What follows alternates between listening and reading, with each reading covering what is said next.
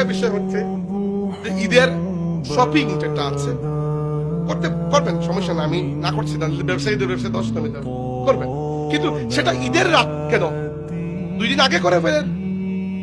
আমার তো পরামর্শ হচ্ছে যে শেষ 10টি রোজা প্রবেশ করার আগেই ঈদের শপিং আপনার যদি কিনার থাকে কিনে ফেলেন।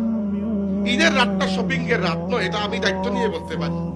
আর বাংলাদেশের শপিং এর অবস্থাও তো খুবই নাজুক, কারণ সেখানে অনেক ভিড় থাকে, মানুষের পর্দার অনেক খেলাফ হয়, অনেক কিছু হয়।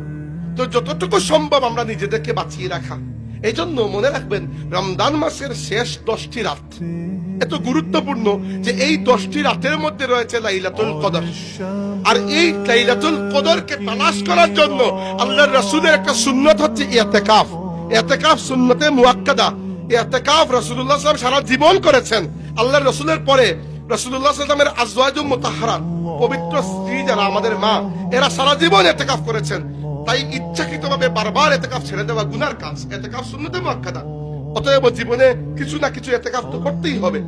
আর এই ইতিকাফটা যখন শেষ হয়, এরপরে তো চলে আসে ঈদ, ওইটাই ঈদের রাত। তো মনে রাখবেন, সমস্ত ইবাদত যখন শেষ প্রান্তে গিয়ে অবস্থান নিচ্ছে, ওই সময় আপনি আল্লাহর কাছে যা চাইবেন আল্লাহ দিয়ে দিবেন। আল্লাহ তো আপনার উপর খুশি।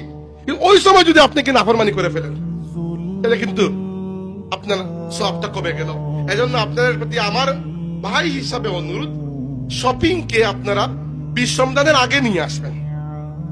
বা যদি একান্ত দেখা যায় না বাজারে নতুন ডিজাইন এসেছে, পরে কিনবেন, তাহলেও কমসে কম ঈদের রাত এবং শেষ 10টি রাতের মধ্যে বেজুর রাত এই কাজে নষ্ট করবেন না। এইটা আমার একান্ত অনুরোধ আপনাদের কাছে।